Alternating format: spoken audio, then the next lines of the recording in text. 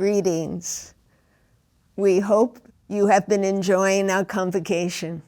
We certainly have too. I want to introduce myself. My name is Sister Usha, and our class is a very special one. It's on the science of Kriya Yoga. So we invite you to come on this journey with us. In honor of the 75th anniversary of the publication of Paramahansa Yogananda's classic, Autobiography of a Yogi, we welcome you to come experience one of the most momentous scenes in our Guru's autobiography. Please come join us in mentally reenacting the enthralling story when Lahiri Mahashaya first met his deathless guru, Mahavatar Babaji, the Yogi Christ of modern India, and was blessed to receive his Kriya initiation. You may recall reading how it all began. One morning, Lahiri Mahashaya's office manager summoned him and told him that he was being transferred immediately to a remote location, an outpost in the foothills of the Himalayas, Raniket. Let's follow along as he describes this life-altering event in the autobiography. He said, "My office duties were not onerous. I was able to spend many hours roaming in the magnificent hills. A rumor reached me that great saints bless the region with their presence. I felt a strong desire to see them. During a ramble one early afternoon, I was astounded to hear a distant voice calling my name. I continued my vigorous upward climb. On one of the rocky ledges stood a smiling young man extending his hand in welcome. Lahiri, you have come." The saint addressed me affectionately. "Rest here in this cave. It was I who called you." I entered a neat little grotto. "Lahiri, surely this cave seems familiar to you." As I maintained a bewildered silence, the saint approached and struck me gently on the forehead. At his magnetic touch, a wondrous current swept through my brain, releasing the sweet seed memories of my previous life. I remember. My voice was half choked with joyous sobs. I tearfully embraced my master's feet. As Babaji speaks to Lahiri Mahashaya now, experience him, feel him speaking to your heart. This is the love, the boundless love the Guru feels for his disciples. Receive it. For more than 3 decades, I have waited for you to return to me. Babaji's voice rang with celestial love. You slipped away and disappeared into the tumultuous waves of the life beyond death. The magic wand of your karma touched you, and you were gone. Though you lost sight of me, never did I lose sight of you. Through gloom, storm, upheaval, and light, I followed you like a mother bird guarding her young. My eye was ever on you. Patiently, month after month, year after year, I have watched over you, waiting for this perfect day. Now you are with me, my own. Do you now understand? My Guru, what can I say? I murmured brokenly. Where has one ever heard of such deathless love? I gazed long and ecstatically at my eternal treasure, my Guru in life and death. Hours later, Lahiri Mahashaya received Kriya Diksha from his transcendent Guru, listened to Babaji's immortal words on that occasion. He said, "Wake, all your earthly thirsts are about to be quenched forever. Son, my son, arise. Receive your initiation into the kingdom of God through Kriya Yoga." Babaji stretched out his hand. A homa sacrificial fire appeared surrounded by fruits and flowers. I received the liberating yogic technique before the flaming altar. The rites were completed in the early dawn. Thus, we are privileged to take part in this auspicious event. And for those of us who have received the sacred Kriya Diksha, we are moved to say that it is one of the most auspicious events in the history of all creation. And I don't think I'm overstating that on behalf of us all. For it is from those lofty heights, as our Guru said, Babaji, in divine communion, conferred with the resurrected, ever-living Jesus. And he told us that that conference culminated in the sending of the message of self-realization fellowship, the science of Kriya Yoga, to the world. Awe-inspiring, isn't it? So many of us feel a tremendous gratitude for the autobiography of a yogi because it brought into our life the science of Kriya and introduced us to our guru, Paramahansa Yogananda. So I thought it would be special to weave in throughout this class some of the stories and the gold nuggets from the autobiography to illustrate the themes about Kriya that we want to explore. First, let's get a little more historical perspective. Going back in time again for just a moment, unquestionably, the chapter, The Science of Kriya Yoga, is one of the crest jewels of the autobiography. And there we read how Babaji told Lahiri Mahashaya, the Kriya Yoga that I am giving to the world through you in this 19th century is a revival of the same science that Krishna gave millenniums ago to Arjuna, and that was later known to Patanjali and Christ, and to St. John, St. Paul, and other disciples. For those who have received Kriya, these words fill us with amazement, don't they? Kriya has been passed down from these exalted great ones to us. Think to yourself, in this moment of time, Kriya was gifted to me. What an immense privilege we've received.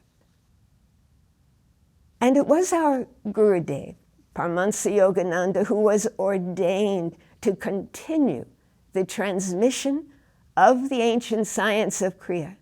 He tells us it is through the instance and blessings of Mahavatar Babaji and of Christ and my Guru and Param Guru that I was sent to the West and undertook the task of founding Self-Realization Fellowship to serve as the instrumentality for the preservation and dissemination worldwide of the Kriya Yoga science.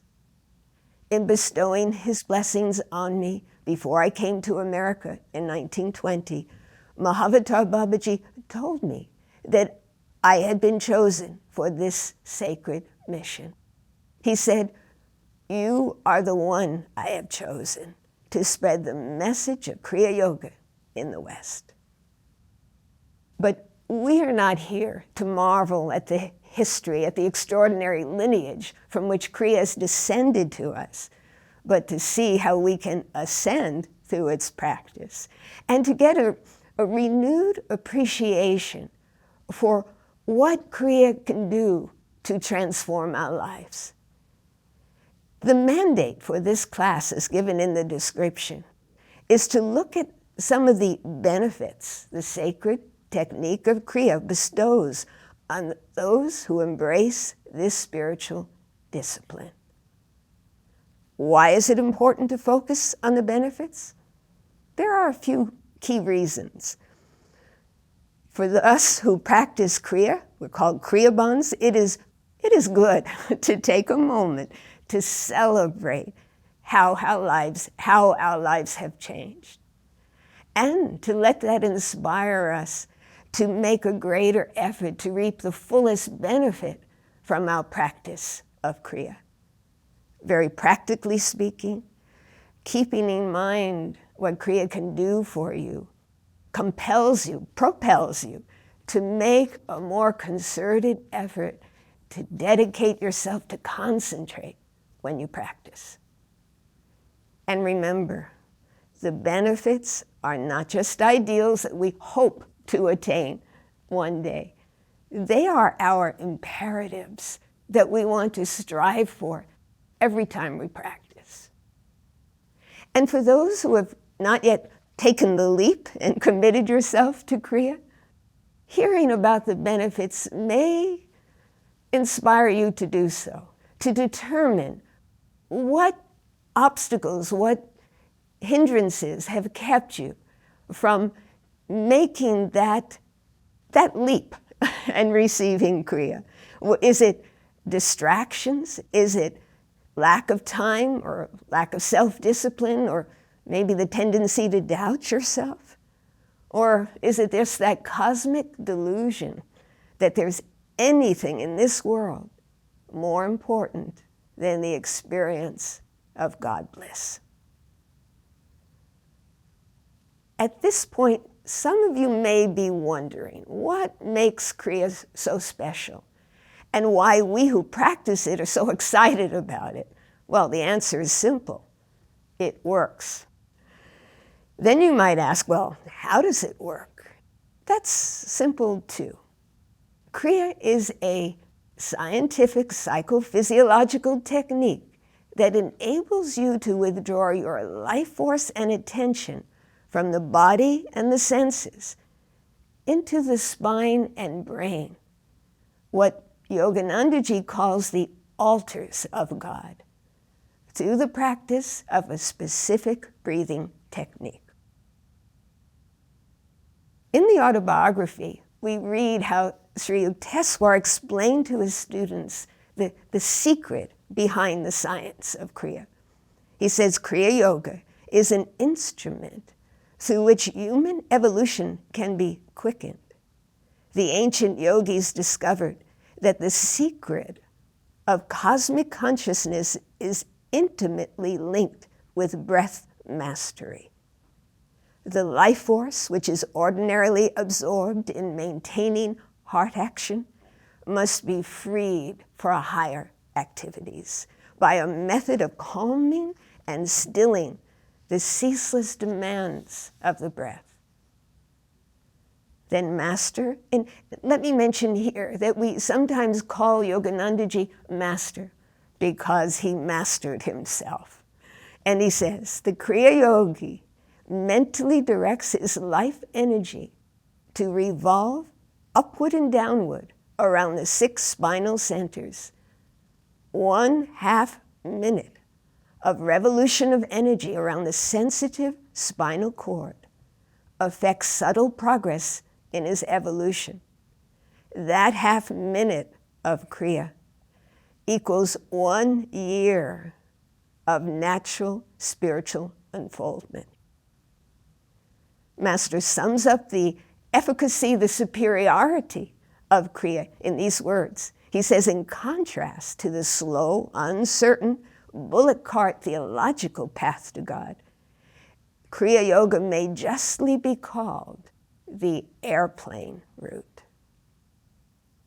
So what we have here is a highly effective technique that will advance your spiritual unfoldment 1 whole year every time you practice a Kriya. Most definitely the airplane route. If you're eager to know more, the chapter, The Science of Kriya Yoga, in the autobiography, provides an excellent introduction. And you'll find on our website information about the Self-Realization Fellowship home study lessons in preparation for Kriya. And we'll talk more about that later. So let's turn our attention now to the benefits Kriya bestows on us. Here are just 2 excerpts from the New Lesson series to give us a feel for what we can expect. Our Guru says, take the judgment of Lahiri Mahashaya and the other great ones and my own experience on this path. Kriya Yoga is the fastest, most direct method of realizing God. From my childhood, I used devotion, discrimination, and karma yoga. I tried everything, but my progress was very slow. But when I started Kriya Yoga, the experience that came in the spine was indescribable. Such happiness. Now, when I do Kriya just 2 or 3 times, instantly there is complete inner quiet and communion with God. The result is much more wonderful than my words can explain. Reaching that state takes time and patient effort, but Guruji also gives us this powerful assurance. He says, each time you practice Kriya correctly, you can be sure that your entire system is being divinely changed. Intriguing, isn't it? And we're just getting started. Let's look now at some of the major accomplishments that Kriya brings into our lives. Kriya helps to neutralize the effects of our past bad karma and to obliterate what we thought were our fixed traits. Guruji makes this strong statement, and it will be of special interest to those of you in the field of neuroscience. He says, some say that our brain cells at birth have come already patterned with fixed traits and therefore cannot be remolded. This is false. The spiritual potency of Kriya Yoga, like an all-consuming fire, destroys the seeds of past bad karma and of earth-binding past and present desires. The increased life force coursing toward your brain will cauterize the seeds of all reincarnation, making good and bad karma grooved in the cerebrum and subconscious mind. What else does Kriya do? Kriya gives us freedom from pain and suffering. The cornerstone of our Guru's teachings, and for that matter all of yoga philosophy, is the understanding that the goal of all humankind is twofold. One, the permanent removal of suffering, and the attainment of ever-new bliss. Sounds good, right? In his recording, Removing All Sorrow and Suffering, Paramahansaji asserts, those that will practice Kriya Yoga, they will see how far advanced in any method of prayer it is. All physical, mental, and spiritual sufferings are destroyed by the roots, and there will be no recurrence. Think about that. How is that possible? The first answer is, as we just heard, Kriya cauterizes the seeds of karma, destroying them in that way by the roots. But there's another dynamic happening here too. When our life force is withdrawn from the senses into the brain and the spine, we begin to experience the joy native to our souls. And in that consciousness of the self, we become impervious, immune to pain and sorrow. Simply put, Kriya provides us with a haven in the spine that safeguards us. I experienced this acutely many, many years ago. I was going through a dark time with suffering on every level, and my only relief at that time was to practice Kriya long and deep. The painful circumstances did not disappear, but through the inner absorption, through Kriya practice, it was as if it had been eradicated. It could not touch me. And that refuge, that sanctuary, is available to every one of us. Kriya also eradicates moods. Now, moods don't generally destroy our lives, but they are pesky little things that cause a great deal of distress and havoc, not just to us, but to our poor beloved friends and family who have to put up with us. So we are relieved to hear this remarkable guarantee from our Guru. He says, practice Kriya, and you will not suffer from moods. Many of us can testify that that is true. For Kriya gradually brings an equanimity to our mind and our emotions, a peace that remains throughout the day.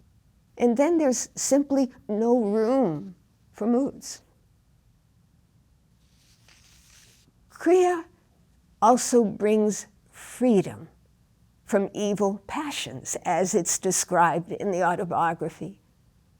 We read, "We know that man is usually helpless against evil passions, but these are rendered powerless, and man finds no motive for indulging in them when there dawns on him a consciousness of superior and lasting bliss through Kriya Yoga."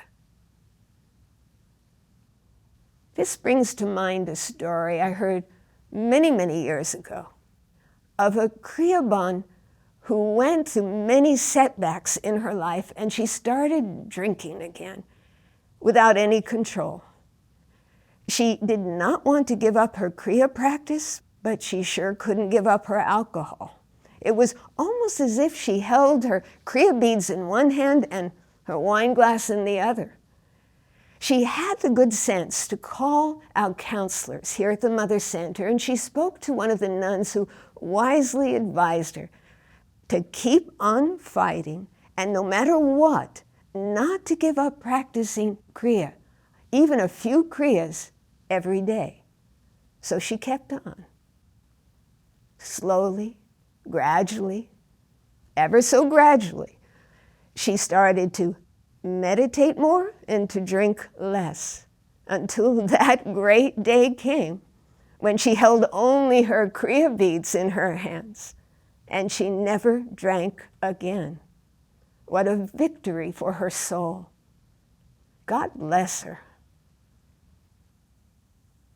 Of course, dealing with the struggle and the shame you experience when you're trying to overcome a negative habit, a destructive habit, it's not easy. We all know that. But Kriya holds us steady and makes us stronger for the fight.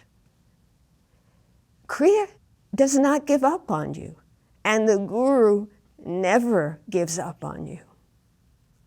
No matter what your mistakes and misdeeds, every morning and evening you have a chance to be redeemed by your Kriya practice. It's as if you just keep on knocking on heaven's door as you keep on practicing Kriya. And suddenly, one day, that door to the heaven of your soul swings open. Remember, there is no one too unworthy too marred, too broken, to practice Kriya and to be healed and comforted by doing so. The ideal, of course, is to be drunk with God. Here's something our Guru said about this in one of his recordings. He said, night is the only time you have in this world to make love to God. And night you must use your Kriya Yoga and deepest meditation so that all day when you work, you'll be drunk with God. That's the way I have led my life. And that's the way we can lead our lives. Kriya also brings us a loving relationship with the Divine Beloved. And this, for many of us, is the most significant, or one of the most significant benefits from our Kriya practice, enabling us to establish that intimate, one-on-one relationship with the great love of our lives. This is Guruji's personal testimony. He said, whenever I felt God was gone, as soon as I practiced Kriya Yoga, he was with me right then and there. Another time he said, my beloved Lord is never more than a Kriya away. I have a wonderful little picture in my room that a devotee sent of a saint who's walking in the courtyard of her monastery with her prayer book in her hands and a companion close by her side. And what's interesting, nothing unusual yet, but when you look again, you see who that companion is, and it's none other than Jesus. And every time I look at it, I think that's what Kriya does. It helps you feel accompanied by the divine, not just in meditation, but throughout the day. And we find that that relationship is so all-encompassing. God becomes father, mother, friend, beloved, delightfully interacting with us.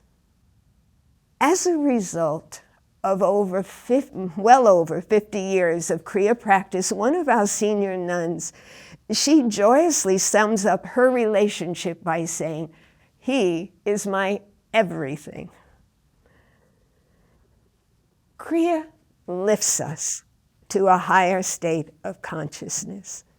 Now, I think I'd better make this clear for a moment. Kriya is not a magic wand that you just wave away all your problems. But I do believe there's some extraordinary magic in the practice of Kriya. You invariably find that no matter what state of consciousness you're in when you begin, you're in a higher state when you end. Just by the simple process of revolving the life force, the concentrated life force, up and down the spine with the mind calm and steady, we discover what Yoganandaji describes as a portable paradise within. Well, maybe Kriya is the solution for everything. Lahiri Mahasaya said so. One of his disciples tells us in the autobiography, no matter what the disciple's problem, the Guru advised Kriya Yoga for its solution. Think deeply about that. How does that work? When you practice Kriya, you are clearing out karma, developing your intuition, and raising your consciousness. 3 vital accomplishments. And as a result, as Sri Yukteswar told Yoganandaji in a fascinating conversation they had in the autobiography, one finds his instant guidance, his adequate response to every difficulty. And Guruji gratefully agreed, saying, I have been subtly directed to adopt the right course in everything, even in minor details. Again and again, we see this working. Problems arise, solutions appear. Problems arise, solutions appear. It always feels like a miracle, but that's just what Kriya does. We could go on and on. Do you have another hour or two and we will look at all the other benefits that we receive from Kriya? But in the final analysis, what is important is for you to ask yourself, how has Kriya and meditation changed my life? That's what matters.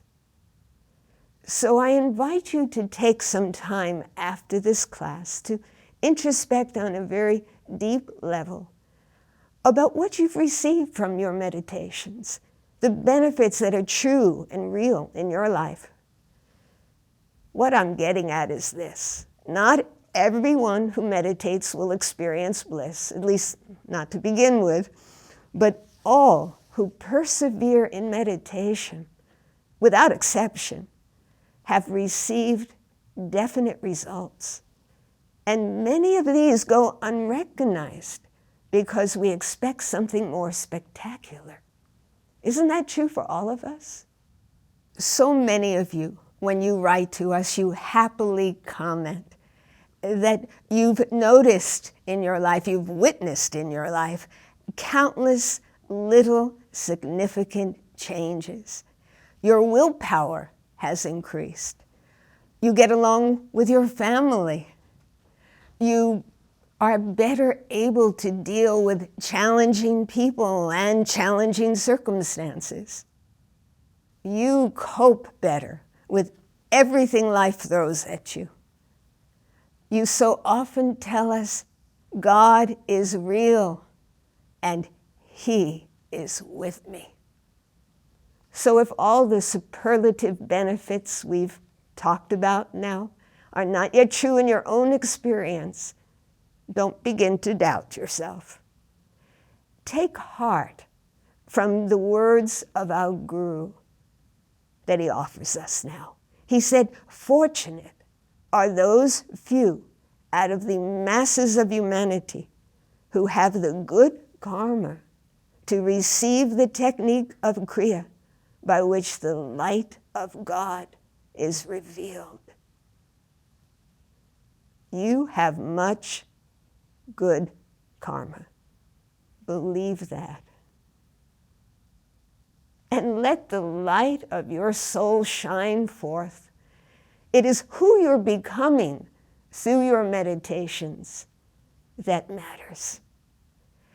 As you practice, as you go deeper, you spiritualize your nature and revealing that the goodness of your heart, your kindness to others, your enthusiasm to live a God-intoxicated life, your caring, your servicefulness. These are your spiritual triumphs. These are your spiritual treasures.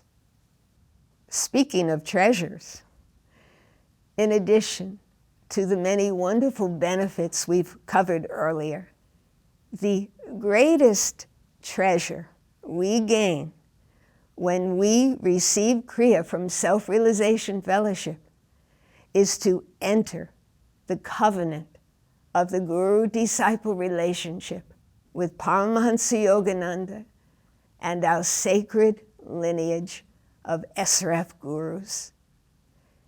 Kriya does not come alone. You have these great gurus reinforcing you every step of the way. At the very center of the science of Kriya is that sacred relationship.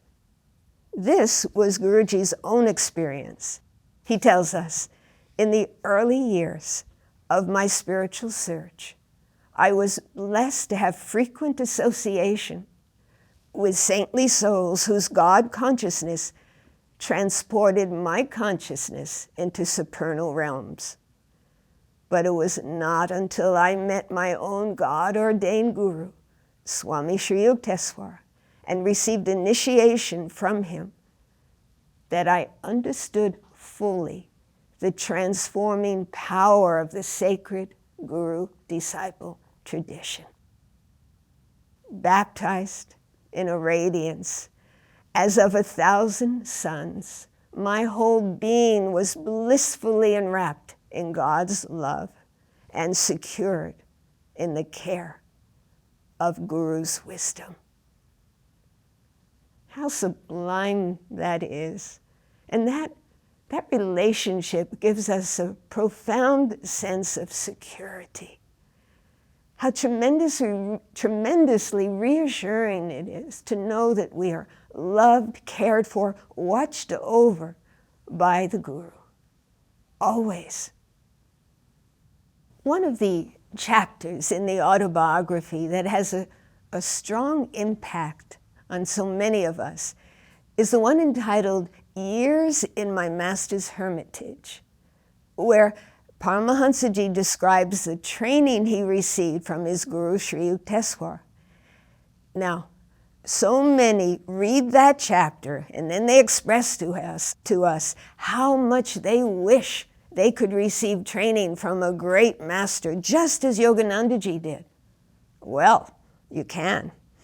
That's what the Self-Realization Fellowship lessons are all about and what they offer the earnest seeker. I've often thought that what our Guru learned during those 10 years under the watchful care of his Guru, the self-discipline he had to develop, the wisdom he absorbed, the principles of how to behave and how to live a God-inspired life, they are all encapsulated in those first 18 lessons. And these are the lessons we mentioned earlier. These are the ones that you request in preparation for Kriya. Because first, through the lessons, you learn the 3 techniques of energization exercises, the Hang Sa technique, and the Om technique, which are all an integral part of the Kriya Yoga and an essential preparation if you want to gain the most from the Kriya technique. In addition, you gain more insight into the power of prayer and devotion. And devotion is especially important in the practice of Kriya. Our Guru said, always remember, Kriya Yoga plus devotion. It works like mathematics. It cannot fail. You come to understand that all the techniques you learn are not a cold science, but a loving means to experience God's love. Kriya especially opens the floodgates of your heart, so you find that in that little heart of yours is more love than you ever thought you could contain. Now keep in mind too, that Kriya is a way of life, a life of the highest spiritual ideals. And this is very much emphasized in the basic lesson series and later in the supplement lessons. In the autobiography, there's a description. When Sri Yukteswar would gather his students in the courtyard of his hermitage, and he would expound about spiritual principles, and he'd emphasize the value of Kriya Yoga and a life of self-respect, calmness, determination, simple diet, and regular exercise. That's a valuable list to elevate your lifestyle and a great tool for introspection. Later in the autobiography, our Guru proudly tells us how the young boys at his Ranchi school could meditate unmoving But he also emphasizes that they are taught by precept and example the virtues of simplicity, self-sacrifice, honor, and truth. Evil is pointed out to them as being that which produces misery. Good as those actions which result in true happiness. What a great understanding of true happiness that presents to us, and the beautiful precepts that are too often missing in the world today. I've been enjoying mentally repeating them over and over like a sacred mantra, and I've posted them in my room. And I wondered, why am I so enthused about them? And I realized that these are the virtues and the values that really thrill the soul. And they are the foundation of our path to liberation. You might enjoy working with them too, and see how you can make them manifest in your everyday life. Self-respect, what does that mean to you? Determination, simplicity, self-sacrifice, honor, truth. So those months of preparation for Kriya, as you study the 18 lessons, is outstanding for a number of reasons. A lot happens. You end up being transformed from who you were to who you want to be. It's almost as if in those 9 months, you are being born. One of the words in the class description that really struck me is the word embrace. You embrace the spiritual discipline, the sadhana that is given in the lessons. Now, some people think of the word discipline as harsh or constricting, but it is ever so freeing when you freely embrace a life of disciplined practice of meditation, study, balance, all these wonderful qualities. You're positioning yourself to gain the most in this way from the holy science of Kriya, and that leads to the ultimate freedom. Are you feeling ready to hear another wondrous story from the autobiography of a yogi related to Kriya? Perhaps you've been wondering how Yoganandaji first became connected with Lahiri Mahashaya.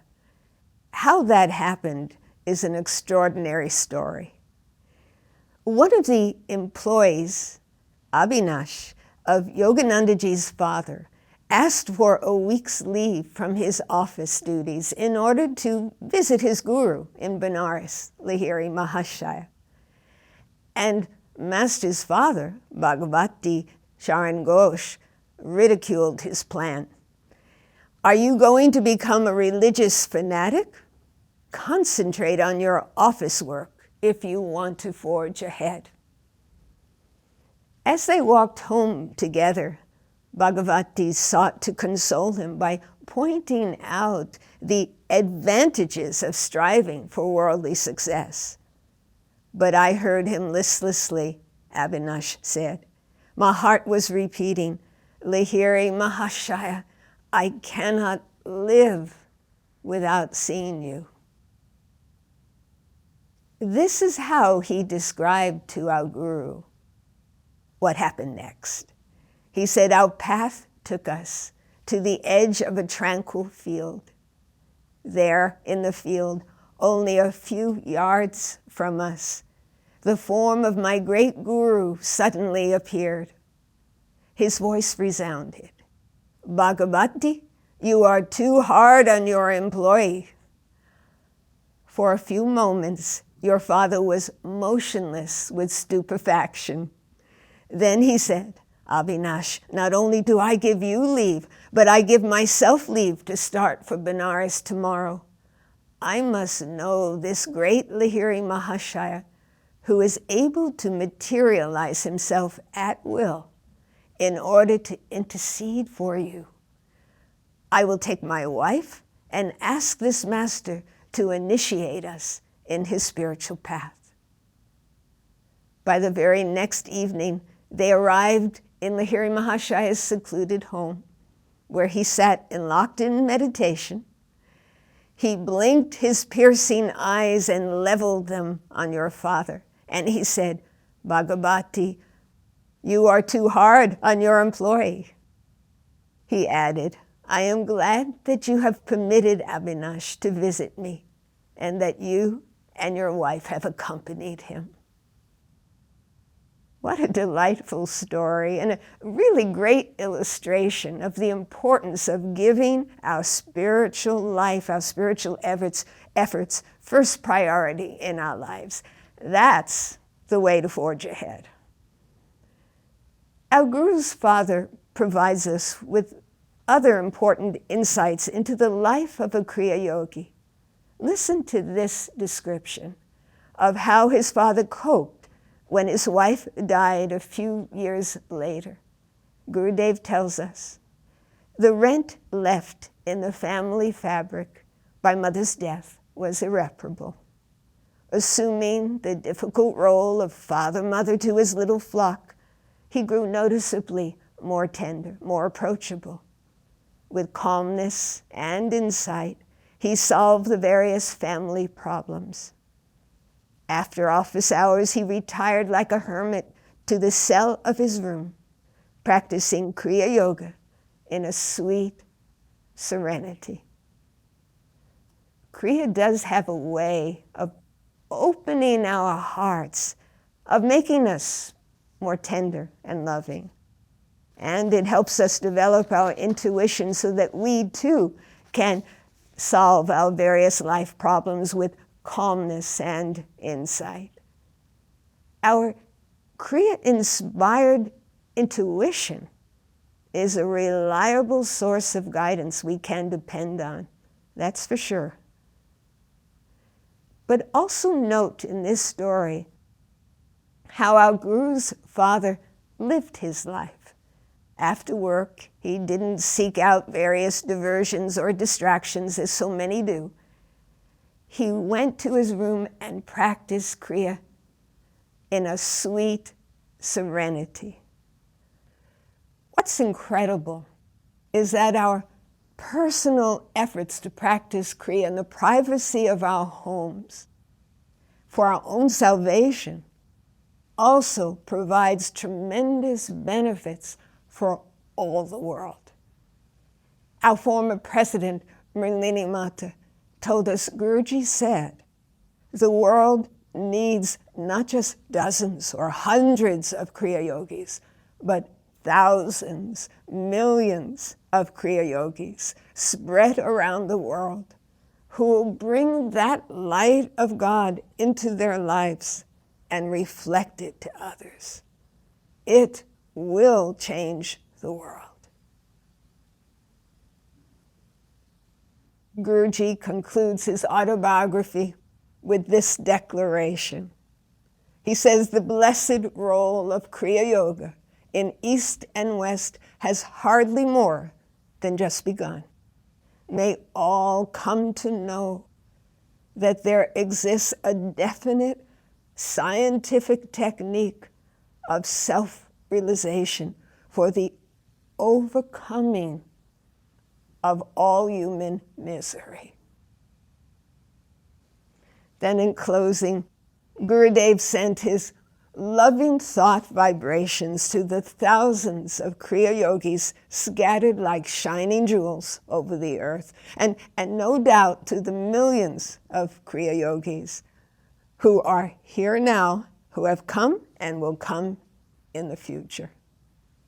And we are grateful for the incomparable blessings of the science of Kriya and the Guru-disciple relationship, and ready to hear, with hearts open, this final message from our loving Guru, who tells us, you are my brothers and sisters and I cannot bear to see you left in delusion. Make your irrevocable determination today. My heart aches with you, bleeds with you, and I plead, sleep no more. Friends, come. Be castled in self-realization. Wear the armor of self-realization and be free. Jai Guru. We want to invite you to join us now for a brief meditation and the practice of a visualization that our Guru Paramahansa Yogananda has given us. You'll see the link below.